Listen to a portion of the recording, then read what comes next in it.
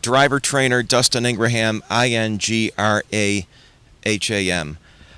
Dustin, fifth year here, alone as a driver trainer, seventh year overall, first couple years with your father. Talk about, I know you've got a rich family history in harness racing. Talk about your family and how you got to this point here now. Well, third generation.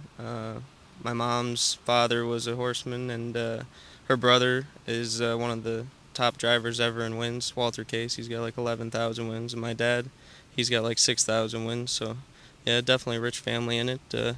Hoping to just live in their shadows a little bit, and hopefully, do a little good myself. But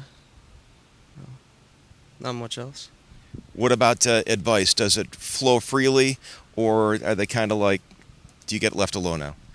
Um, Yeah, it kind of flows freely. I always call him up, and my mom and my dad anytime I got anything I want to ask, and just see what their opinion is on everything. But he made me earn everything that I had, and I'm happy the way they did that. I don't want anybody to say I had anything handed to me. So, but they're pretty proud of me, I think, and I've done pretty good for myself. So nice to be out on my own now, though. So, What do you like better, driving or training?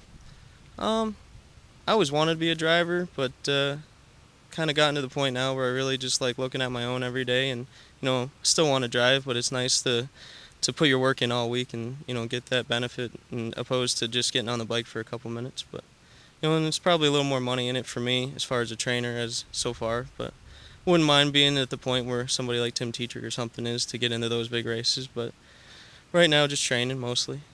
Talk about the stable that the fans will be able to see here this fall.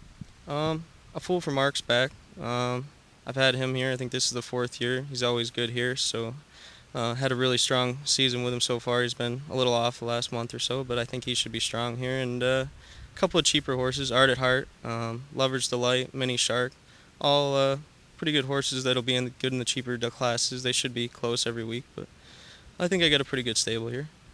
The challenges you found competing over a track this size, from when you started driving to where you are now, is it an education process to really get a feel for the strategies here?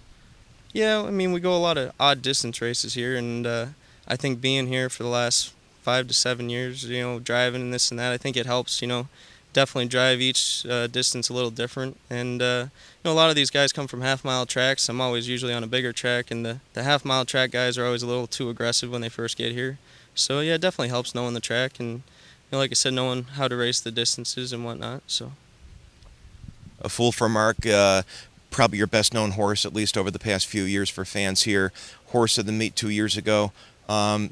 Expectations? The horse seems to like this track.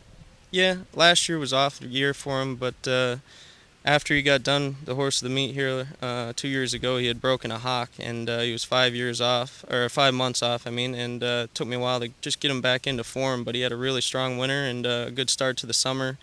Tailed off a little bit because he got a little sick, and I shipped him around some and raced him on some smaller tracks he didn't really like, but he's always good here. I expect a lot out of him.